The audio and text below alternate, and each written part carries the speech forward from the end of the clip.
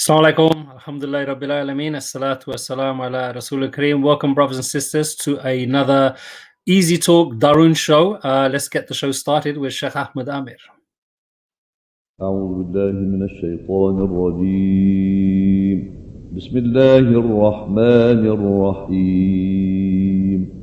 من جاء بالحسنة فله عشر أمثالها ومن جاء بالسيئة فلا يجزى إلا مثلها وهم لا يظلمون.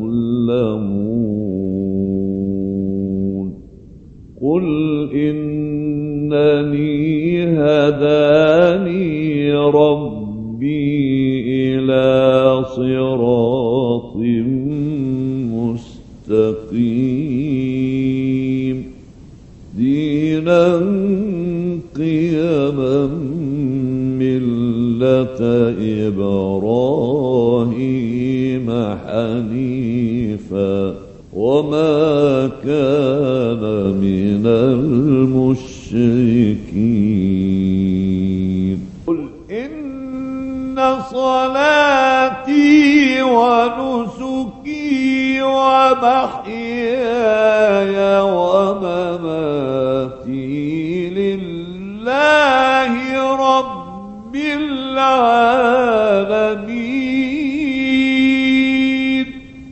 لا شريك له وبذلك أمرت وأنا أول المسلمين. قل إن صلاتي ونسكي ومحياي ومماتي لله رب العالمين لا شريك له وبذلك أمرت وأنا أول المسلمين. قل أغير الله أبغي ربا وهو رب كل شيء ولا تكسب كل نفس إلا عليها ولا تزر وازرة وزر أخرى ثم إلى ربكم مرجعكم فينبئكم بما كنتم فيه تختلفون. وهو الذي جعلكم خلائف الأرض ورفع بعضكم فوق بعض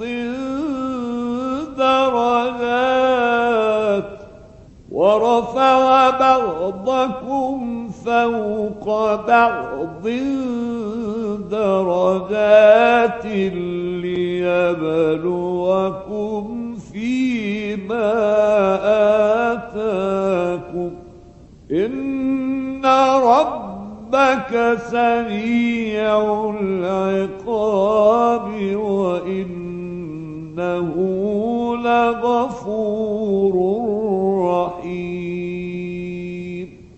صدق الله العظيم.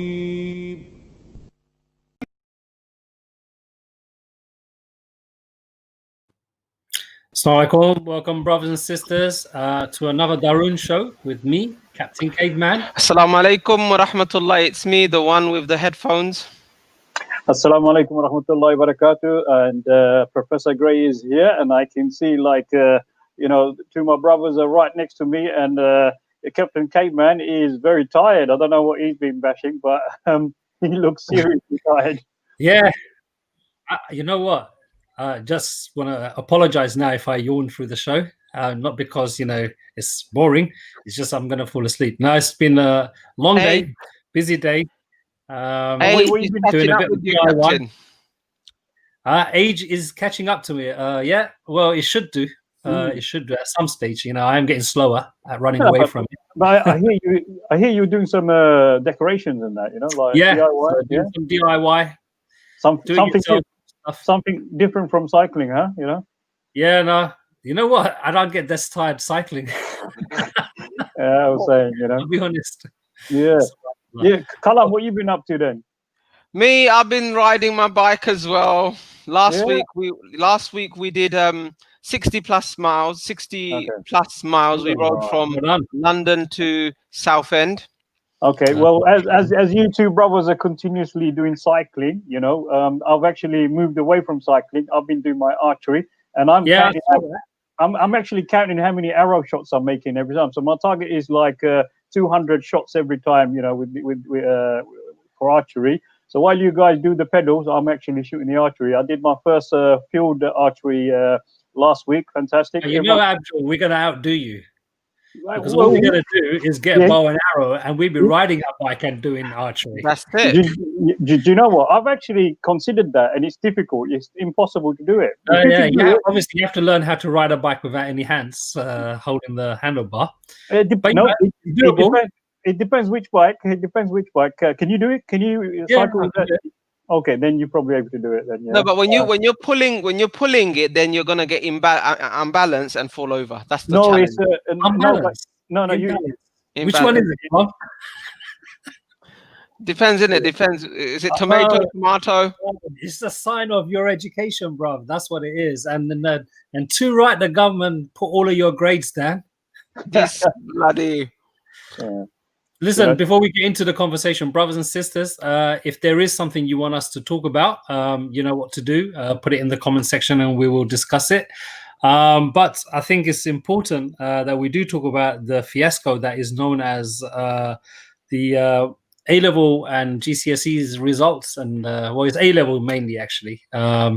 So if you didn't know, and I'm sure everyone's got someone in the family who's actually done an exam, and my son actually had his A-levels.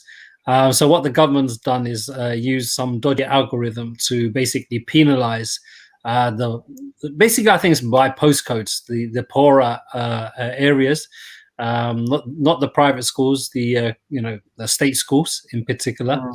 And to the tune of like 40%. And I've been reading some of the stories, and it's like actually quite disgusting. Like there's students that been getting like straight A's in their mock, in their mini tests, in their coursework, everything. All indications are that these guys are going to get A stars, A, and they end up getting like B, C, C. Like, it's just like completely off. Well, the number-wise, I mean, 280,000 A-level students had their marks downgraded. Now, I mean, how does that sound as like number-wise? 280,000 students, their grades are going to be now downgraded. And the irony is some of the private schools, they're not going to be affected. So we can clearly see that there's some underlying issues, and especially the poorer areas, the poorer students. Their lives can be played with quite easily by stats and with algorithm and things like this. Yeah, I mean, look, the issue is the exam results, right? And the mitigating circumstances for the government is the coronavirus. Nobody knew this was going to happen. Nobody knew that the virus would take, would take over and take so long and whatnot. But it's unbelievable what's happened. People who are in private education, people who have rich family members, people who have, a helping hand in society, they are not going to be affected. They're going to get their results. They're going to get their university placements, and they're going to carry on doing well. It's those kids that have worked their socks off living in inner city areas, deprived areas, going to state schools, struggling and striving to do the best that they can, and having achieved like predicted grades of A's and B's, they're getting marked down not 1 grade but 2 grades. They're not getting their seats in their choice of courses. They're not getting their seats in their choice of institutions. And what does the government say? The government says, oh, look, you can appeal. You can resit your exams, your mock exams. You can appeal and base it on your mock exams, the triple lock effect, whatever they call it. But what they felt, and I was listening to the radio, and one of the government representatives was saying, well, you may not get into the university of your choice, but when you appeal, you can get into one of the courses through clearing, meaning they've got nothing to offer the kids. Okay, Nothing to offer. Okay, explain to me, what's the appeal process and how easy to do the appeal? No, the appeal process is basically you can either appeal to... You can't do it. No, you can't do it. The college or the has to, yeah.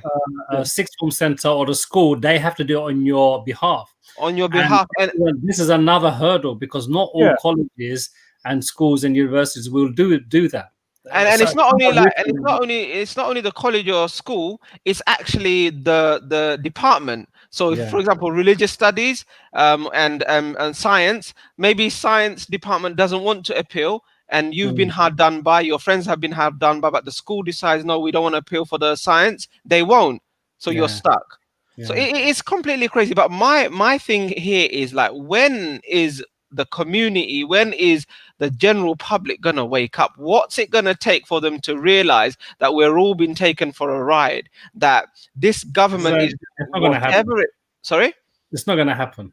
I think we gotta stop. I think, look, we're also in a bit of a bubble here. I think, you're right. Look, we see a lot of this nonsense, see the fiasco with Brexit and everything else.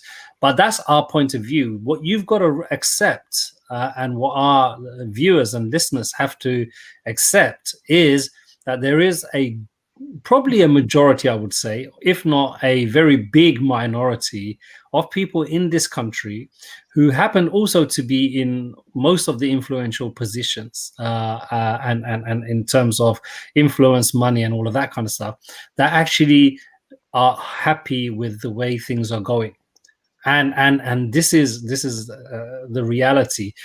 The others who have issues and everything else that want to challenge these things. So if you look at this education fiasco, like you said, look, there's a pandemic, so you can understand the government's, is in a bit of a pickle. What does it do and everything else? Okay, it knew from, I think, like end of March. I think March 24th was the lockdown, right? I think in April there was conversations that exams are not going to take place. They're going to do this, so they know what's going to happen. There is nothing that is forcing this government to not, just delay. Like, for example, if you can't go and do it's offering, you can retake your exams in October. But who's going to retake their exams when they have not been to a single class for the last 5 months? Do you get it? What are they going to do? Are they going to learn something all of a sudden to go and do an exam? It doesn't make sense. So the government had all the time to actually just move the academic year forward. That's all it had to do.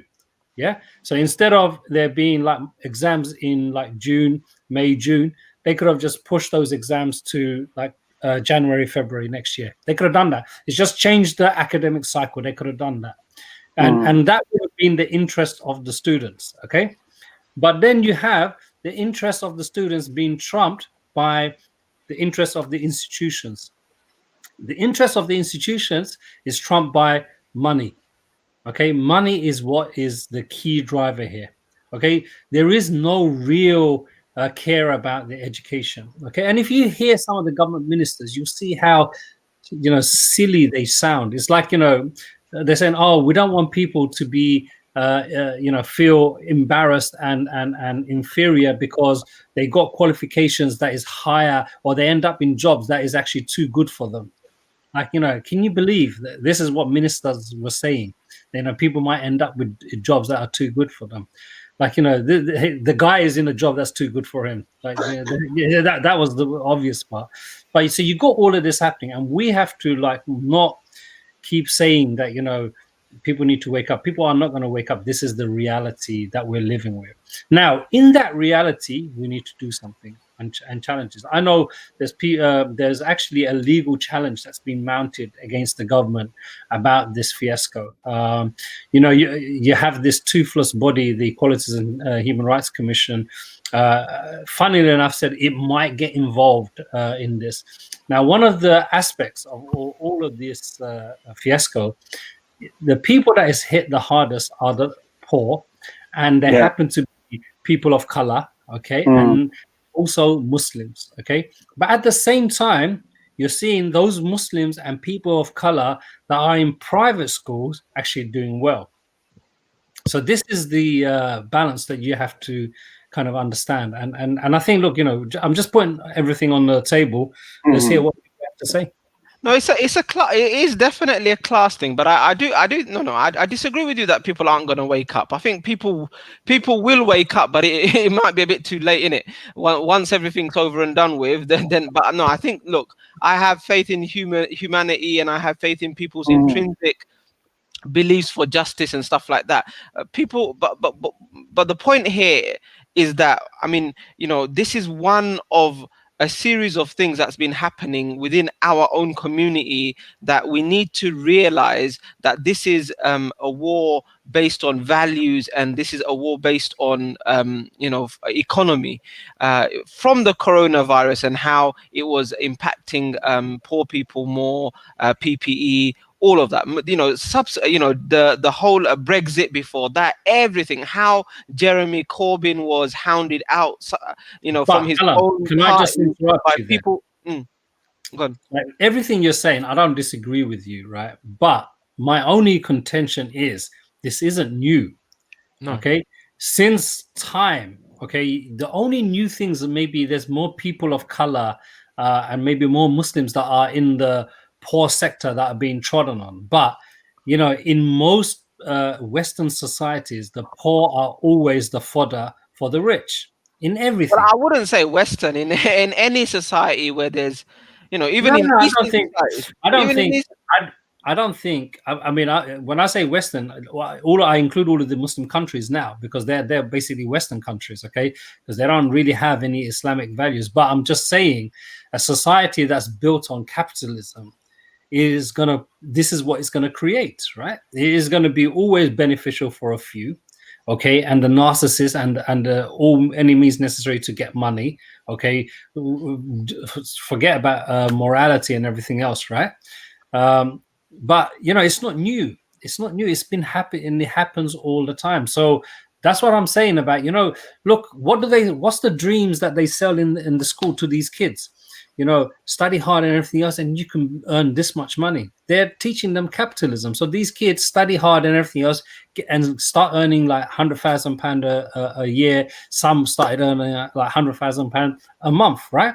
So they're killing the money.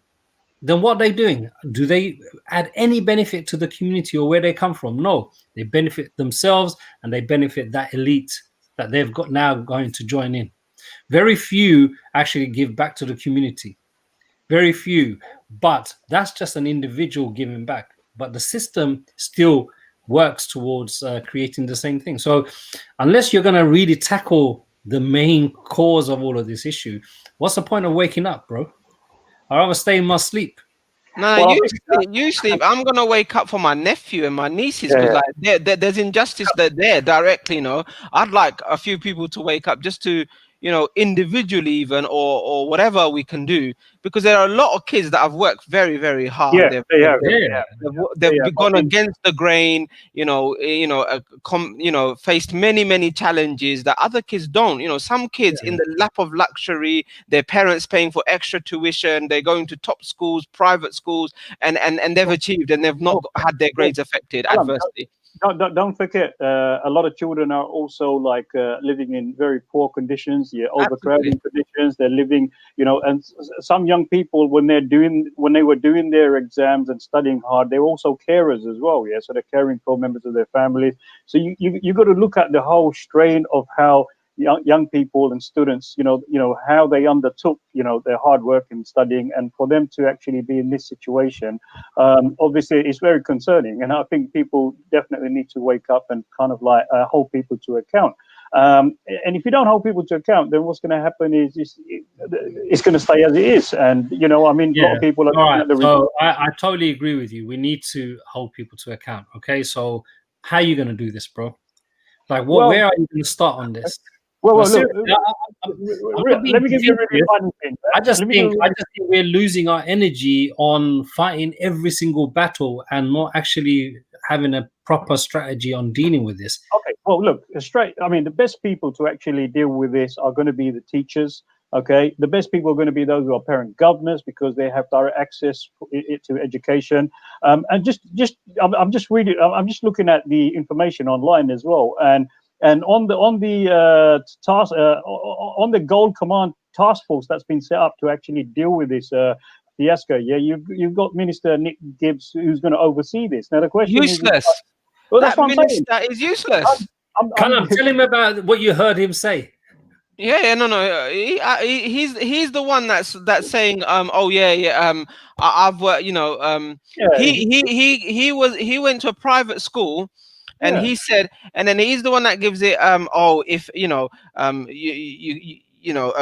bit of hard work and a bit of effort doesn't harm anybody, and stuff like that, useless trash like that. Look, what I'm saying is, look, Scotland had the same situation. They've looked at it, reevaluated their decision that they made, and have made some changes, positive changes. England can follow suit. England isn't bothered at the moment, but there seems to be a student critical mass developing. An online petition is accumulating good numbers, and a lot of people are talking. There's the newspapers, the TV stations, the radio stations. There seems to be a lot of concern about this. What's happened here is a decision has been made to do this algorithm business and all that, and the universities haven't been consulted, the schools haven't been consulted, teaching bodies haven't been consulted. It seems to be another unilateral decision made by the government. They just think they can do whatever they want and they'll get away with it scot-free. So I just think, we need a strategy, we need a plan, but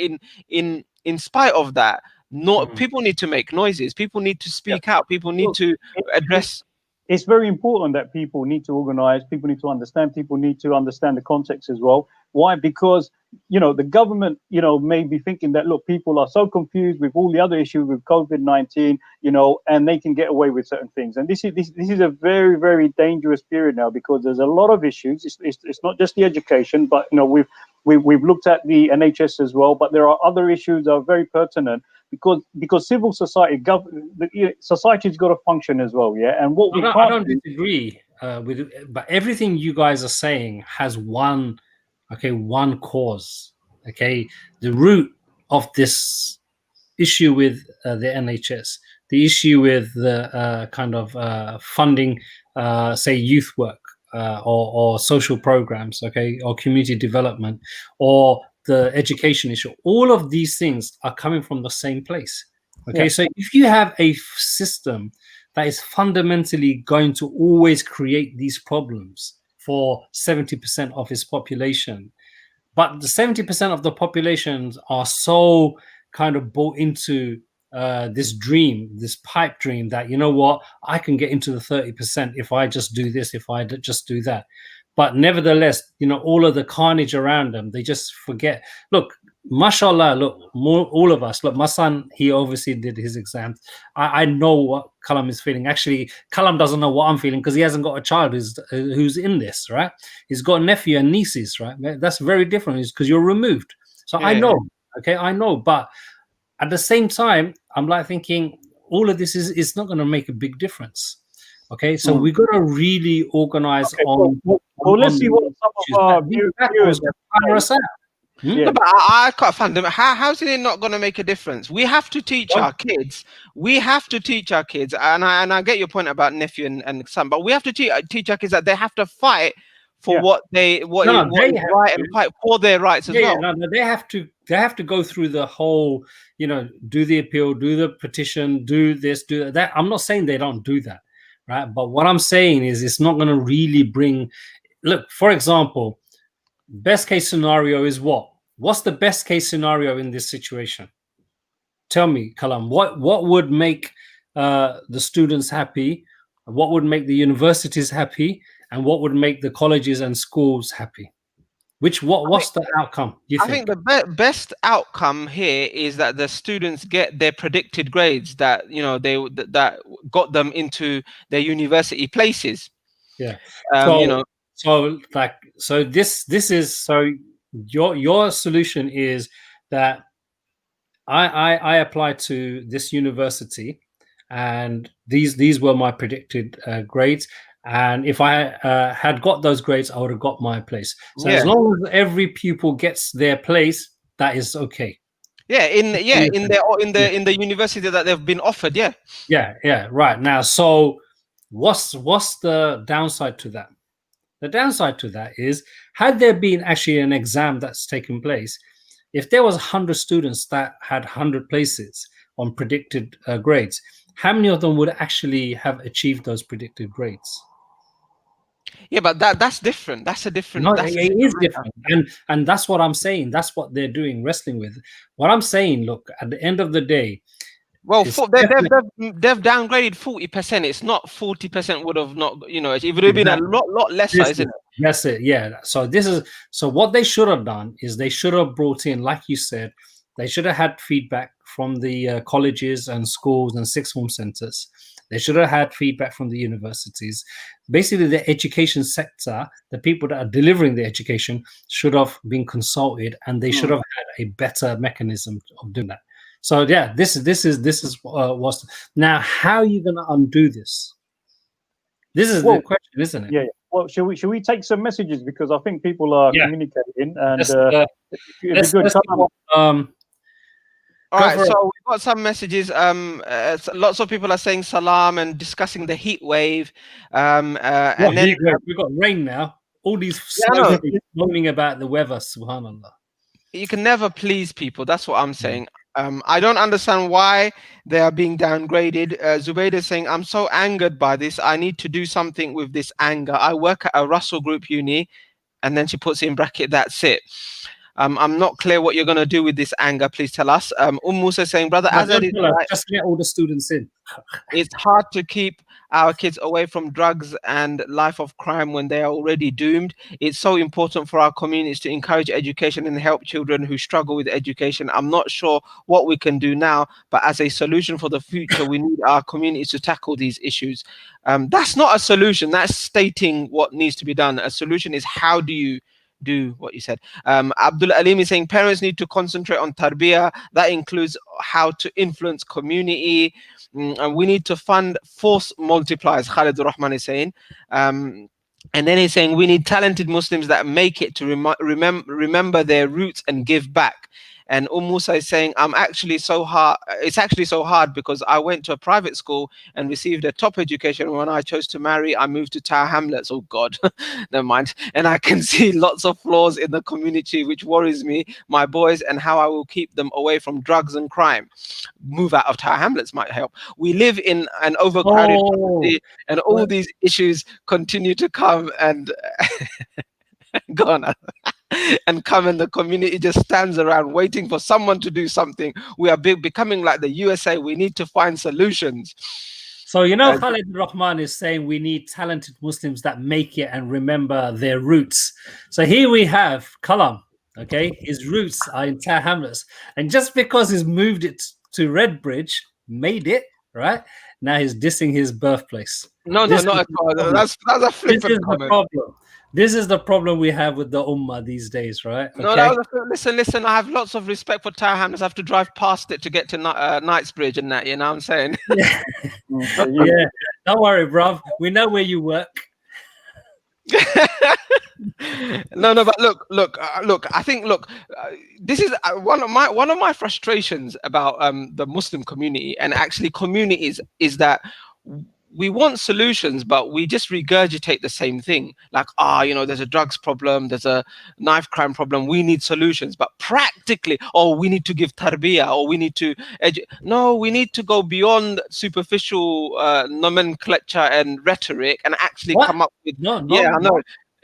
Names and tags and stuff like that, and we need to come up with proper solutions. Like drugs, how do we actually save our kids from drugs? This education crisis, what do we do? Practical stuff, what's the practical solutions to these things? That's what we need to. Well, forget about the practical stuff. We're not doing even the basic stuff that we should be doing. Like mashallah, fair enough to brothers and sisters who may not live in Tower Hamlets, but those of us who still live in Tower Hamlets, we have to. We are the lucky ones. Yeah, we have a different. Allah has blessed us. Yeah, and we have to be conscious of our environment, and we have to respond to it as well. And the problem is we like talking, we like giving opinions and that, but we don't put those opinions and those thoughts into the right place and in action and in the processes. Like, to give you an example, people will go out their house, they're living in a council flat, they'll walk down the staircase, there could be rubbish on the staircase, there could be mess, everything. They go downstairs, they see the dustbin collectors, they've only taken and cleaned the bins, but all the rubbish still on the floor.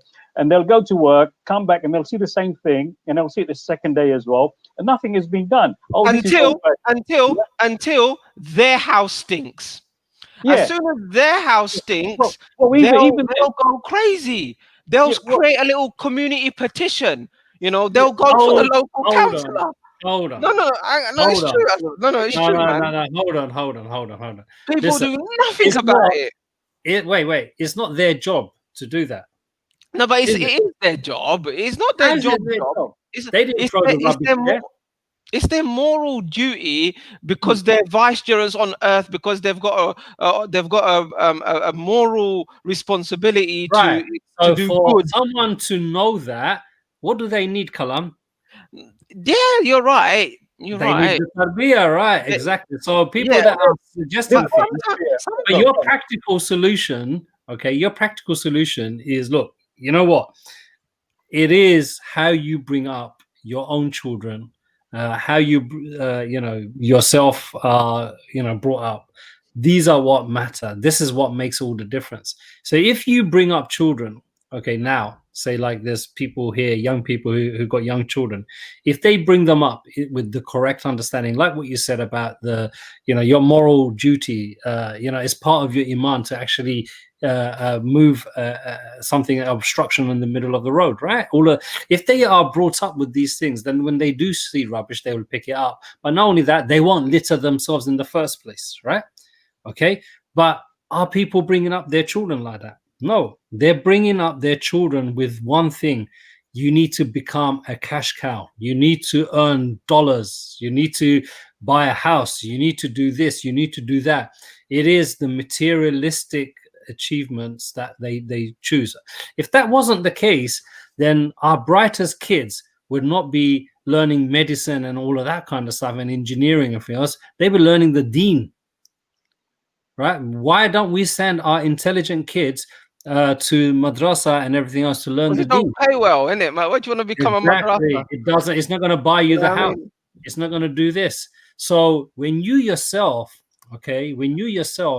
actually are capitalist, right? When you yourself are hungry for wealth, hungry for status, and then you start moaning about, people don't clean up after them, people don't understand Islam, people don't give back to the community, then you're the problem.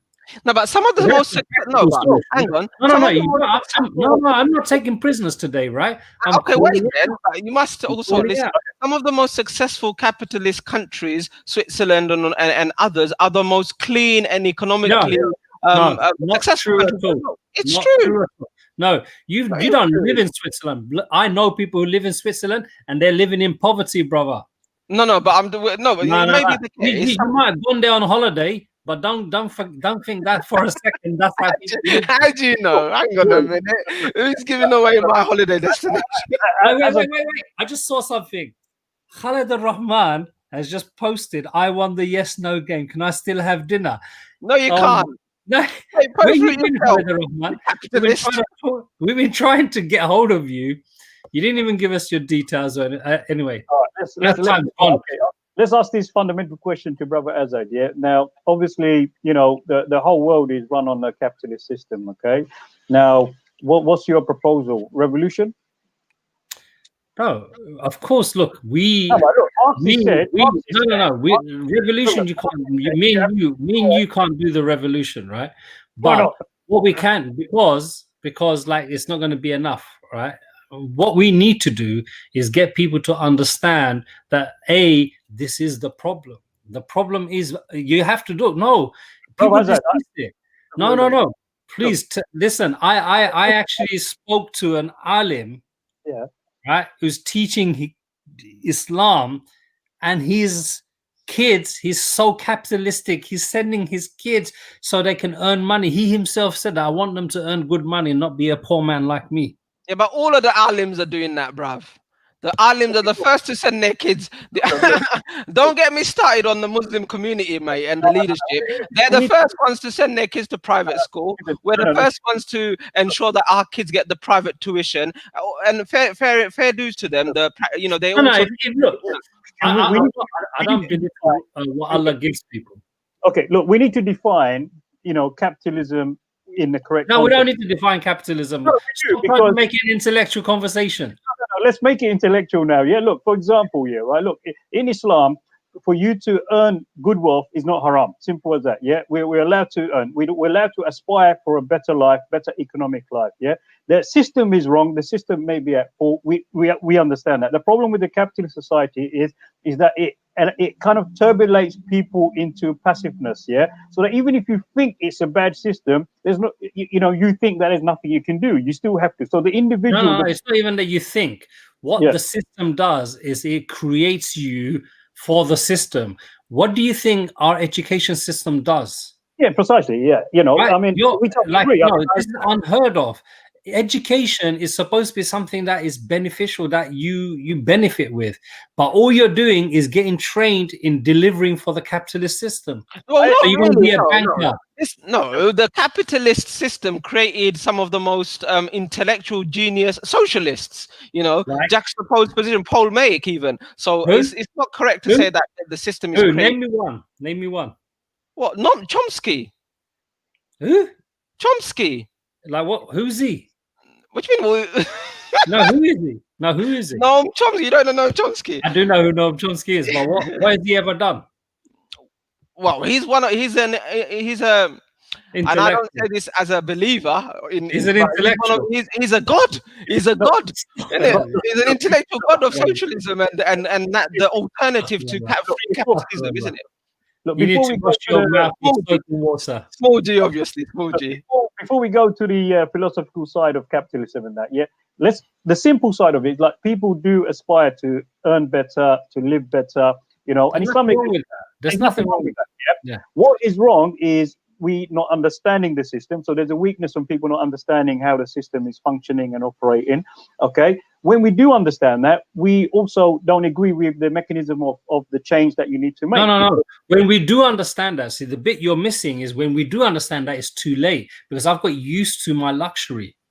I can't give it up. Look, this discussion about capitalism it hasn't been discussed. I didn't really want to get into capitalism. The debate on capitalism is for decades, for centuries. Yeah. So we have to accept we live in a capitalist society. The apparatus is probably per se for that. Yeah. Now, if we are looking for solution, then sometimes you got to look at you got solution to change capitalism, and there are ideologies that push for that. But the immediate people, the simple people, who when we say the Imam wants his son to get better earning, he's thinking from a very simplistic point of view. He's not thinking like a capitalist. A capitalist is someone who's basically is entrenched into that system, want to use the system to kind of benefit themselves as well, and they will use all sectors of power to do that. Yeah, the average people, the people who are on low income, for them to have small businesses, there's nothing wrong with that. For them to get good income, there's nothing wrong with that. As long as they're in a halal mean, that's the key thing. No, you know? but it's not about just the halal thing. Even for us now, yeah, we need to push our community to earn better income so that we can have stability as communities, because financial instability is What you're talking about, see, what you're talking about, I don't necessarily disagree, which is that, we should have people who have more disposable wealth, who aren't working every single hours that God has given, so that they can actually make a difference in society, okay? Have time to actually impact society and influence. I don't disagree with that. But Musa has put a scenario there, which is actually what a lot of people face. And she's basically saying is, look, she does want to raise her children up with the deen and everything else, but she's a struggling mum, and her husband has lost his job recently as well. So they're struggling financially. So she does want to teach her son to actually benefit the ummah and all of that kind of stuff. But at the same time, she doesn't want him to go through the hardships that they're going through. She can't, even buy her son trainers and this, that, and the other. So it is a difficult time. So this is the reality that a lot of people are facing. And I think it's that understanding. And I'm not talking about Musa and her family here. I'm talking about generally. Yeah. Okay. Generally, the understanding of people and wealth and everything else has changed and has become, that saying, like, keeping up with the Joneses. But so my neighbor gets a washing machine, I need to get a washing machine. They get a 4-wheel drive, I need to get a 4-wheel drive, right? So we have become like this, and consumerism is the big addiction that we have, right? What's happened is, like, people now are happy to go into debt because in one stage there's this huge demand that has been created, not just in children but in adults and everything else. Like, I need to go and eat out every day. I need those brand handbags or whatever it is, or the Nike shoes or whatever, the expensive trainers that boys get. So you got that Gucci bags and all that stuff. Yeah. And on the other hand, you have the financial institutions that are happy to give credit, right? So they're giving people credit and putting them in debt, right? Yeah. So what you have is a entire society, majority of people in debt and basically in slavery, because they needed to get their fix and everything else, and now they're stuck, and generations are stuck. Okay, we've seen. I mean, but there's a difference. Sorry to interrupt, Azza, but there's a difference here between capitalism and materialism, right? Because what you're describing seems to be materialism, wanting to be, wanting the dunya, wanting to compete. No, it's not even materialism. It's become norm. Look, what I'm saying is, like, people, like, if I've got young children, right, their friends are all wearing a particular brand of trainers and everything else, then my son is feeling left out, right? And he's coming home all upset. And me as a parent, I'm going to feel, I'm letting my son down. So I'm going to put myself in debt so that he doesn't feel bad. That is materialism.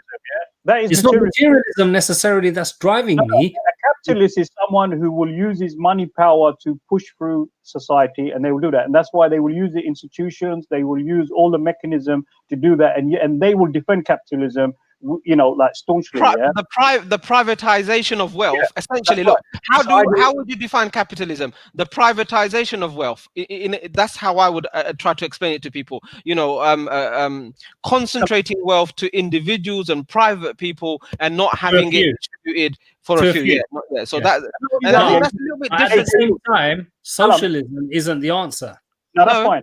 Before we come to socialism, they will then form political parties, ideologies to push those kind of narratives and push those. And this is why we have a Tory government here. Yeah.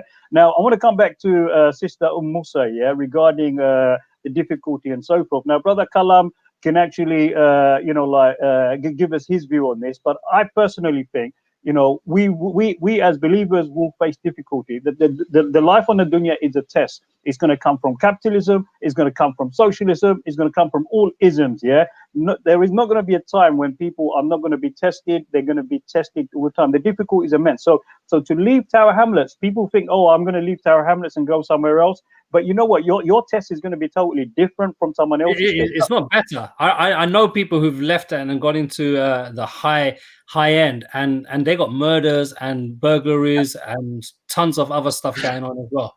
Like, Yeah. there's no such thing as grass is green on the other side. We totally accept that. But Well, to give you one example, we're shifting away. Go on. Yeah, to give you another example, just on a practical level, a lot of elderly people who have moved out of Tower Hamlets, they've gone to other boroughs and Redbridge and that. If you speak to them, you know, they don't like living outside Tower Hamlets because, you know, when it comes to elderly people's care support and that, those kind of facilities and services don't exist over there, yeah? Our bare minimum, you know, and many of these elderly people are trying to come back into Tower Hamlets and they're struggling to get back in there. So everyone's going to face different problems, but it's not moving away is the solution. Number one is that we need to understand how can't run away from it. Yeah, we need to understand that Allah's going to test us through different ways. It could be family problems, it could be social problems, it could be like arguments in families, it could be society, it could be wars. You know, there are people who are being bombed in different places. There are people who don't have countries. You know, they escape wars and that. So everyone in the world is going to have different problems here. The question is, we got relatively are in a better situation with whatever difficulty we have. But what we're going to do is understand those situations and know how to make a difference. And you just got to make those difference in your lifetime, and you've got to share those values with everyone around you. So are we making a difference? Well, no, that's the thing. That's the thing, and I think just to add to that, I think what's happening is that, you know, this staleness within the Muslim community, within people, like you know, people are being taught subliminally and sometimes very directly just to let life pass them by, you know, just to enjoy the ride, just to take it as it comes. And that's never been what a Muslim is taught to do. A Muslim is always taught to actually be critical, to be thinking, and to be responsive to what's happening around him. There's a purpose to his life. There's a purpose to his life, and he needs to always, and she needs to always bring to his or her mind that actually in every situation, am I doing what Allah is happy with? And and therefore, what I think is happening is, like, from the madrasas and the mosques to the families, we're failing ourselves and we're failing our next generation because our priorities are wrong. Like the madrasas, if you look at the madrasas in the UK, like, they don't have chairs and tables, they don't have like the latest equipments, they're very ill-equipped. Madrasas, some actually are top of the range. No, in terms of what they're achieving well, because they've only got 30 kids who are sitting the exam as opposed to 1,000 children, you know, and therefore they can, you know, and their selection process, let's not beat around the bush. The selection they pick the best of the best and they charge them and whatnot. But my point is that we've dumbed down, like, as a community, and our standards and our expectations are so low. Like, you know, and therefore this meritocracy isn't around. This competing for excellence and ihsan is not visibly, you know, because you ask why aren't the top kids learning the deen? Because kids don't get anywhere in the dunya for learning the deen. You know, if they learn the deen, if they spend years in a madrasa system, what they're going to end up being? They're going to end up being a fat imam who only eats curry, and he gets his tips from conducting weddings and funerals. You know, that is their ambition. That is their ambition. You know, whereas before, you know, like, there was this meme going around about the imam of the Islamic Khilafah or something. You know, the qadi of the Khilafah. The job description and the qualifications needed for the qadi, the main judge of the Islamic State. Mate, he was a genius. He had to be a genius. He had to be multidisciplinary. He had to be excellent in X, Y, and Z. Know so number of languages. He needed to know maths and science, all of that. What about an imam now? He needs to know his juz amma. That's it. You know, let's not imams too much. I think there's two things I want to pick up on from what you said. I mean, the main thread of what you're saying, I totally agree with. The first thing is, I think you're right. You know, being an imam and everything else is kind of not a desired position, and that's quite saddening, actually. To think that, you know, to hold one of the most loftiest places in the sight of Allah. Like, who are the inheritors of the prophets? Yeah, the ulama. Subhanallah. Like, you know, Why would that not be something that will raise the hair on your back of your neck? Why would you not want your kids to be the inheritors of the prophets? Like, why wouldn't you? Because that understanding is not there. So I think that's the first issue.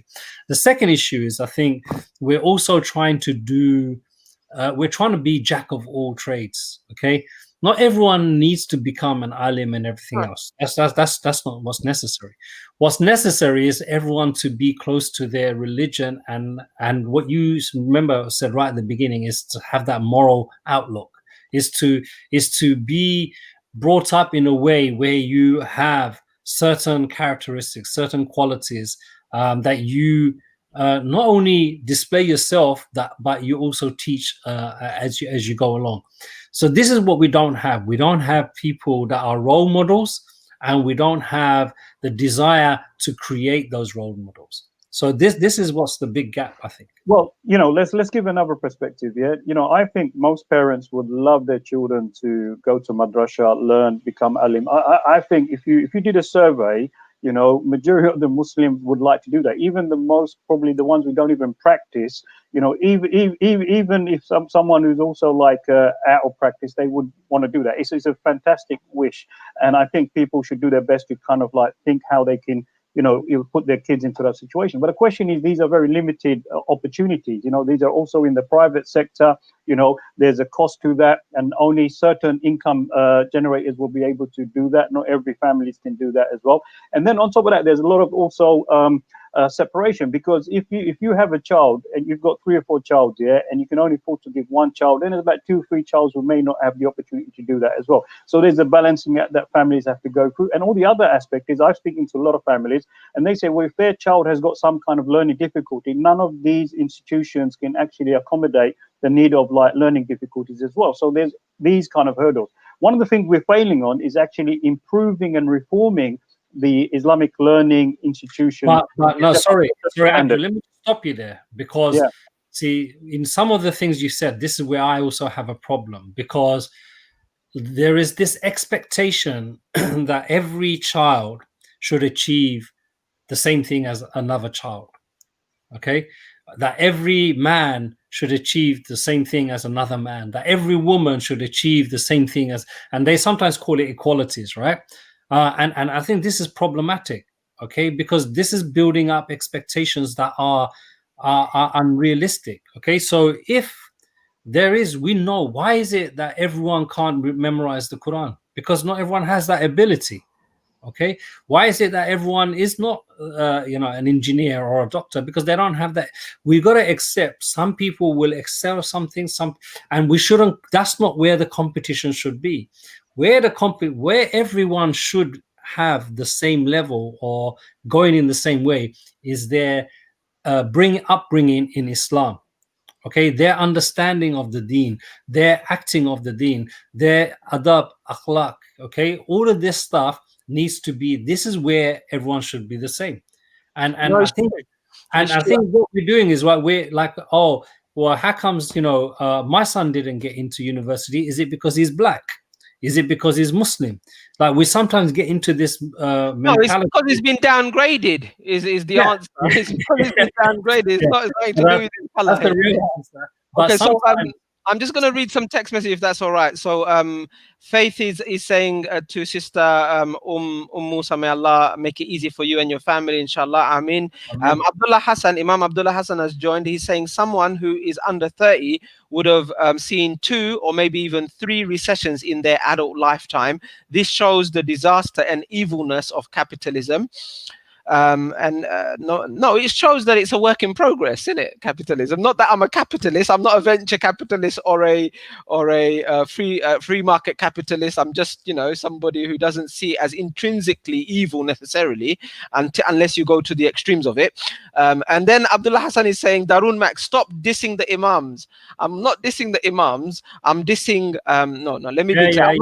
You're stereotyping them. You were saying they will get fat and eat curries. Yeah, look. If we did a survey, might be true. If we did a survey of Imams, I reckon most of them would be a little bit overweight. That's just my opinion. Prove me wrong. Let's do a poll. Let's do a poll. No, we're not doing a poll.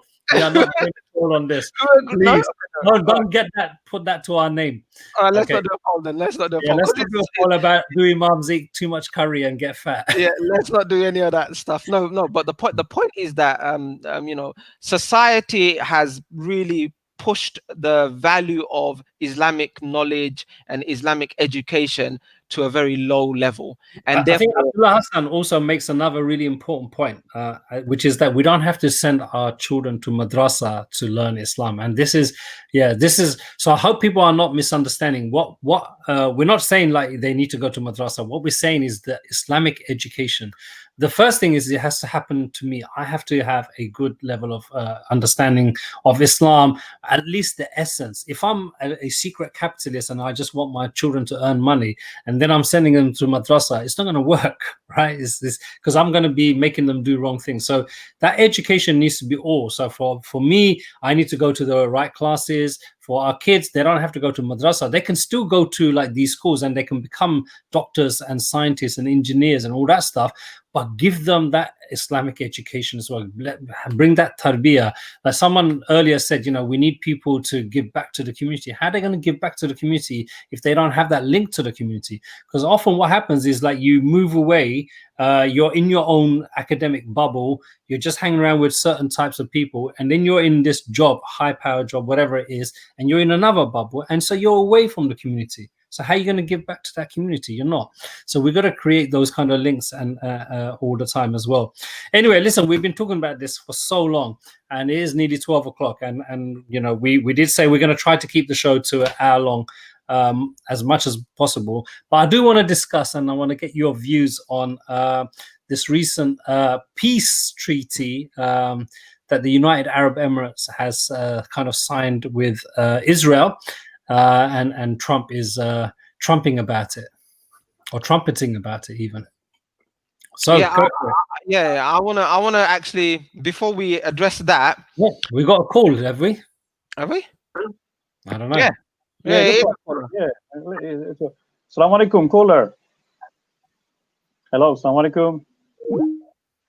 Oh, we've lost our caller. Yeah.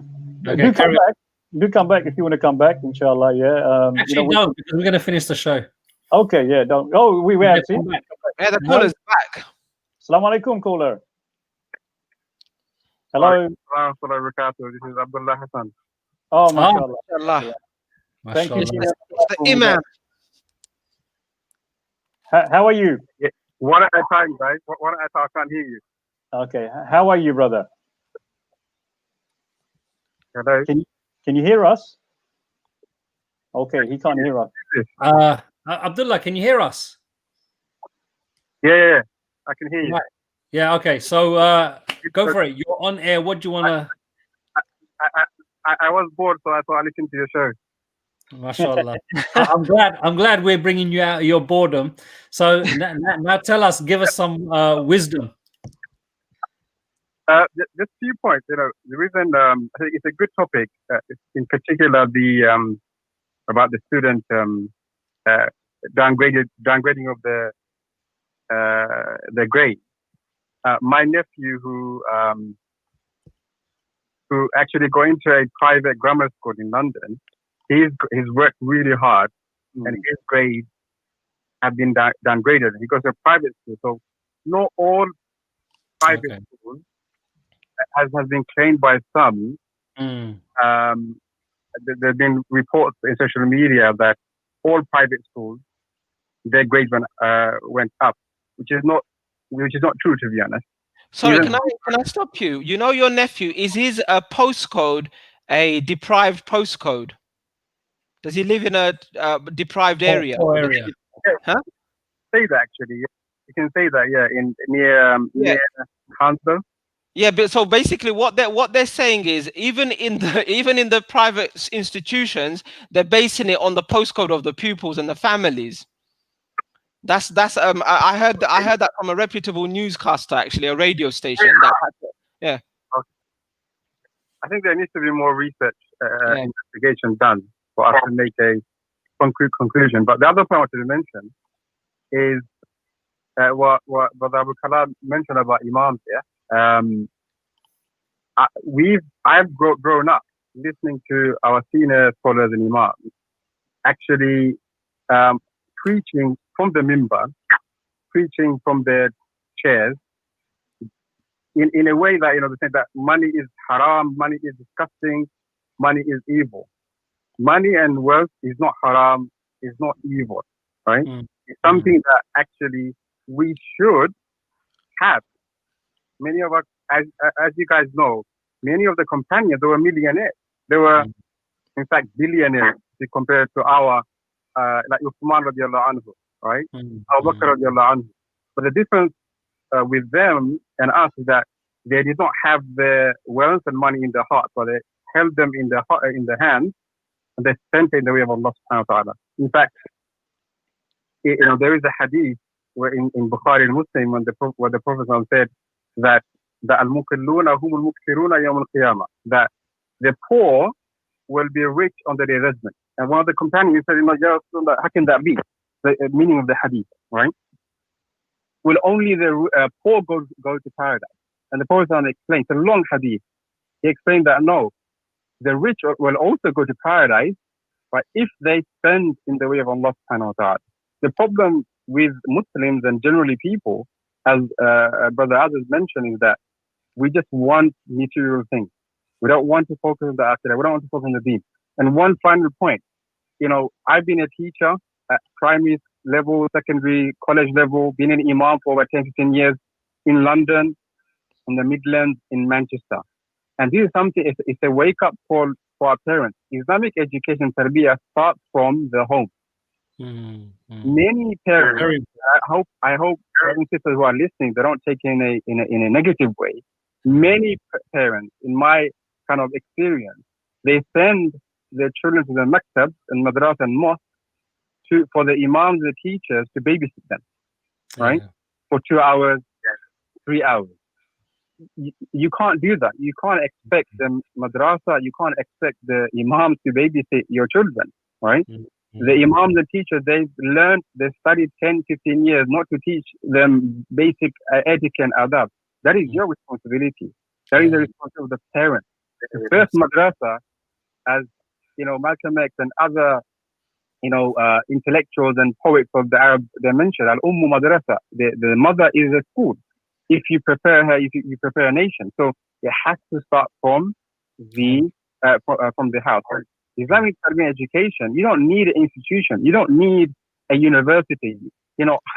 We know many people who have not studied university or school who are great scholars. We don't have PhD, but they're great scholars, right?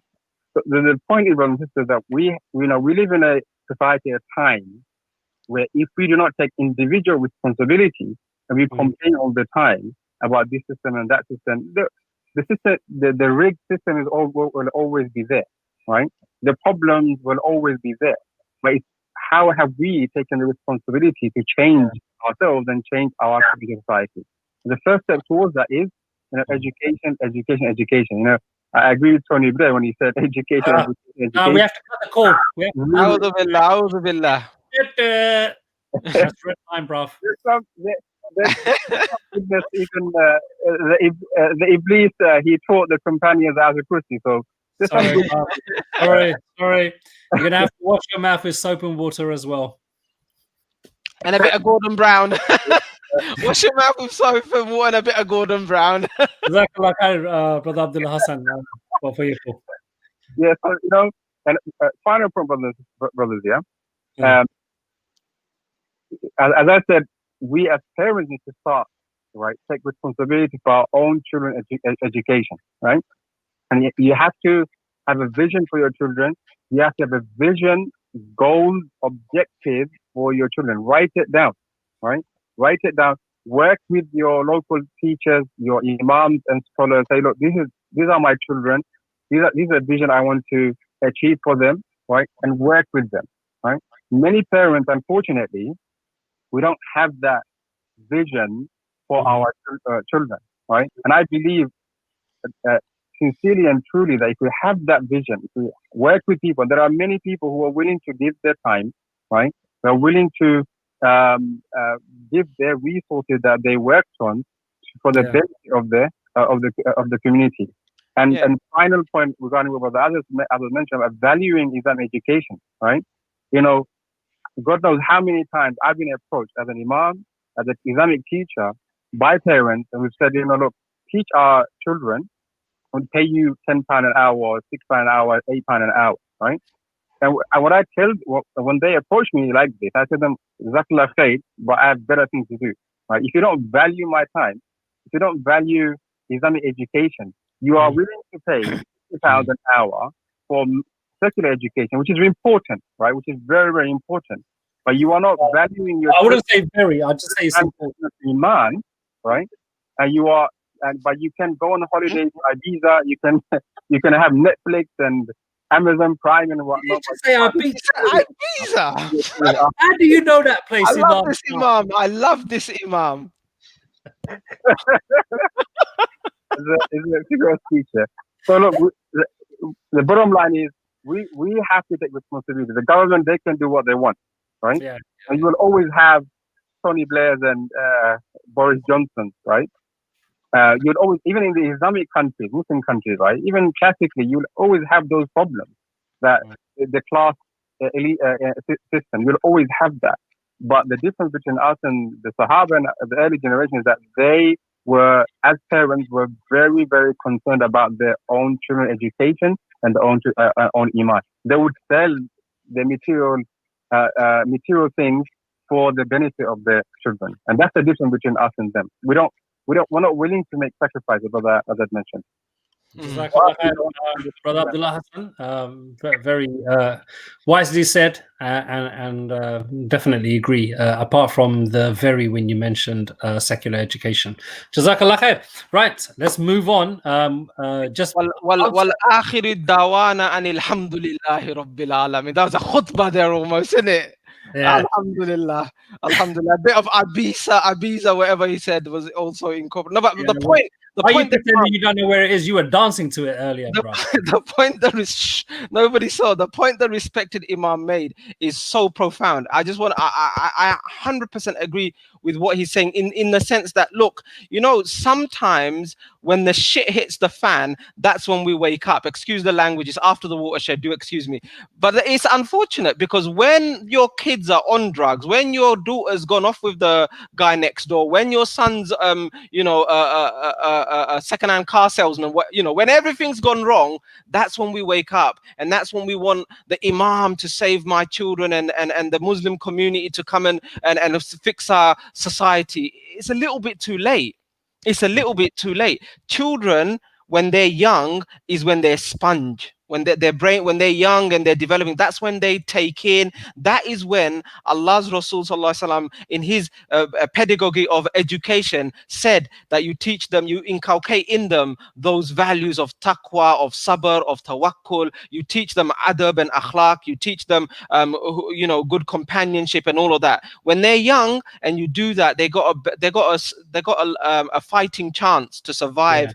This society. If you leave it until they're 12, 13-year-old, it's too late. It is too late. And at that age, at the young ages of 4, 5, 6, 7, 8, and younger, it's cheap. Islamic education is cheap. You don't have to pay the Imam. You can do it yourself. You can teach them the surahs, the little surahs. You can teach them the stories of the Prophet. There's so much resources out there. Even in the libraries, public libraries, you've got these kids' books. You can teach them Islam in an enjoyable, beautiful way. You can teach them about Allah's knowledge, His power, His greatness, His love for the believers, His mercy, all of those beautiful things. And the kids will love it. You make it fun. You make it interactive. You make it enjoyable. You make it rewarding. You use all of the things that your kids are doing in primary school. The reward charts, the assemblies. Make your home, make your Saturdays and Sundays and your after school fun and enjoyable, full of education, and then watch how your family will change. I think also it's important to point out because Umara, she mentioned it's very hard to educate children at home. She agrees, that needs to happen, but they might not, understand Islam enough themselves. I mean, she mentioned about getting a tafsir box, and she got confused herself. When we're saying education, so we're not talking about at that level. If you're not at that level, that's fine. What we're talking about is the basic adab. Like, Imam Ahmad, one of his greatest teacher was his mother, Right. So we got to understand that we're not talking about the sciences of the deen. We're talking about the fundamentals, the principles. rudimentary, Yeah, like the about having adab, about having akhlaq, about having morality. All of these things are things that can be taught at home. Okay, listen. hang on a minute. Look, okay, some people are joining the show a bit late and saying, what we're talking about and all of this, and then fine, leave it all that, bro. Right, we said we're going to keep this show to an hour. It's already 10 minutes over, and Abdullah Hassan has apologized for taking that 10 minutes. Like he says, give an Imam a mic and they won't stop. Yeah, absolutely. But it's good. It was a good. I have to get your views on the United Arab Emirates. All right. Before we do that, I want to talk about something that's a bit more rewardful, which is yesterday was the 14th of August, which was the year, the day in which the Egyptian pharaoh Sisi and his government attacked the demonstrators in Rabat and killed 1,000 people overnight. And on the 14th of August was the attack. And so we remember the shuhada of that evening. But it's related to what you're asking, Azadba, which is that, it really for us it all has to come down to our values, to our beliefs. What that dictates our relationships, that dictates our politics, it dictates our international outlook, worldwide outlook. And how can some people sign a peace treaty or normalized relationship with a country that is oppressing a people, that is oppressing a nation, that's subjugating them, made them refugees, kicked them out of their land, no right to return? And how can we then do business with them? How can we then normalize with them when other countries who don't share any familiarity or affinity with that people don't do the same? Yeah, it's very easy. It's called politics, isn't it? It's politics. It's not just politics. It's also self-interest and look. At the end of the day, I think our religion is very, very clear.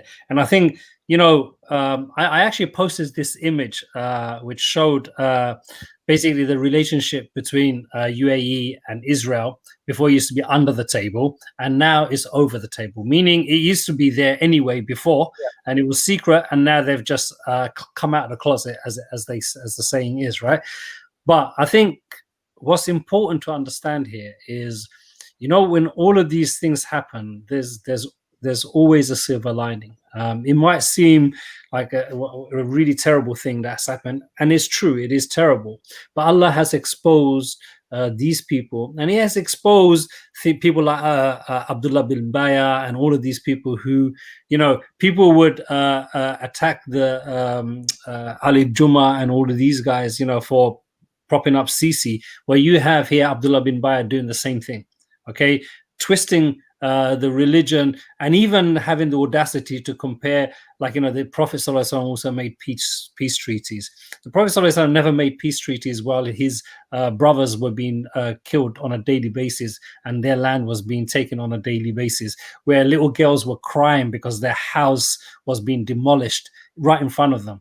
The Prophet ﷺ never made peace treaty with these people. So Allah has exposed these people. So I think we should be thankful for that, and people's eyes should open up. But look, we should also understand that fundamentally, when we are facing oppression, the first source of our reliance and the only source of our success is going to be Allah subhanahu wa ta'ala. People will come and go. Nations will come and go. Governments will come and go. They're not going to necessarily save the day for you.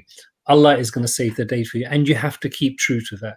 So I think, look, the Palestinian cause is one of the longest causes that's going on, and I think we just have to redouble our efforts. Israel has been trying so much to normalize its oppression, trying to even use the anti-Semitism card, because if you say Zionist, you're being anti-Semitic, all that stuff. But the BDS movement is having an impact, okay? So all we have to do is just add Emirates to our BDS list. Khalas, just add that and just stop going to Dubai. And alhamdulillah, just ignore the country. These people will see the error of their ways very soon, inshallah. Inshallah. Right. So, okay, that's good. So let's now finish the show. Last words from you guys. Okay, Bismillah, Alhamdulillah. No, Alhamdulillah, it's a good show. Nice to be back with the boys and everything. Excuse my attempt to dance the night away.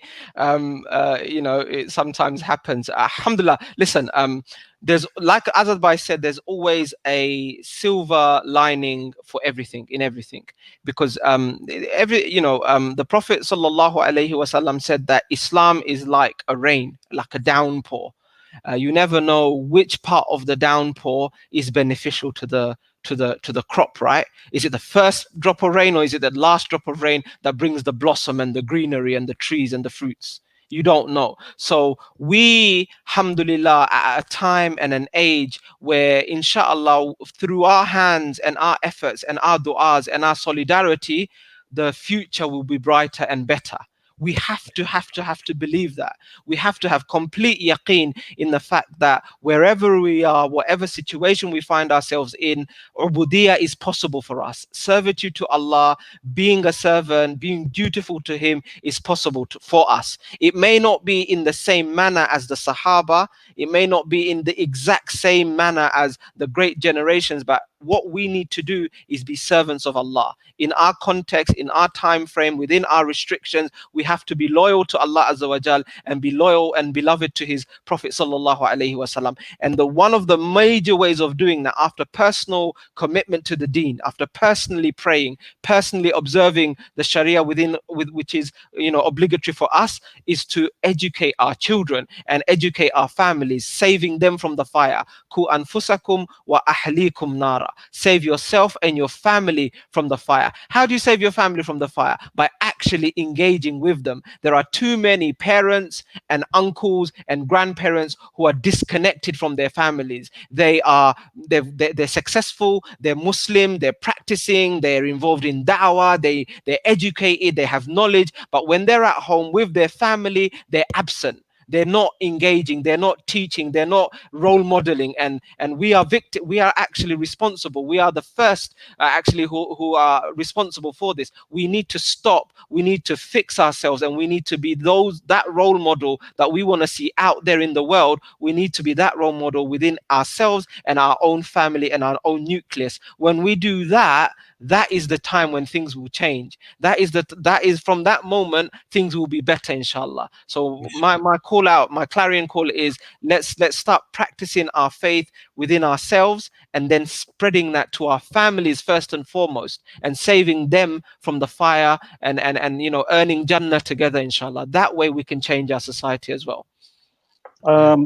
Just want to say I totally agree. Kalam's on point on that. Just very quickly, just to remind everyone, today's discussion, we did discuss a lot about capitalism, and do remind ourselves we do live in a capitalist society, a capitalist world, and that society also generates its own structures, and that structure is a nuclear family. And today, many of us are facing various different problems because we are in that system. The nuclear family surviving in an Islamic way has a lot of strains and a lot of difficulties, because this is how the structure is, and the extended family structure support isn't there. The other thing that you have to realize that we're not in the village, we're at the village, and educating a child, the village is required. So therefore, when we talk about values, when we talk about adab and akhlaq, these are theoretical things that we need to teach, but theory and practice has to go together. So what is lacking at the moment is that young people are not being tested with those sabr. So when we talk about sabr, yes, we read it in the Quran, but you have to also practice sabr. You have to be in a situation and condition of practicing sabr. If you're going to have good akhlaq, you have to be in a situation. And this is why in the olden days, when there used to be a lot of youth camps, Islamic camps, dawah camps, people used to learn the theory, but they used to be able to practice and implement it. A child will not grow up learning theory on its own. It needs to be in an environment where it's tested and they use those principles. And this is, as a community, as a society, this is what we're lacking. So if we think we're going to be able to raise our kids up by them just reading the books, and they're not practicing it because we ain't created the environment for them to practice it, there is no interconnectivity with families and other extended families and friends, in our social, because young people and children learn through socialization.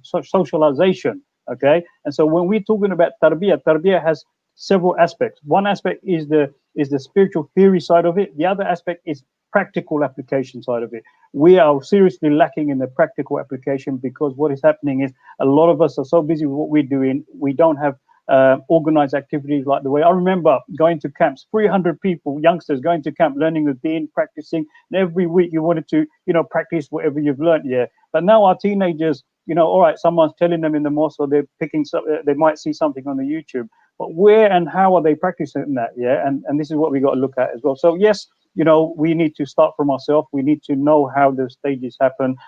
As long as we understand it and we do our best to implement it, we will be on the right track. But we live in a capitalist society. That's not an excuse, but those challenges are there for us. Well, I'm gonna basically say one sentence to capture everything that you two have said. Do you know what that is? Be the change you want to see. On that note, Assalamu alaikum, brothers and sisters. Assalamu alaikum. Assalamu alaikum.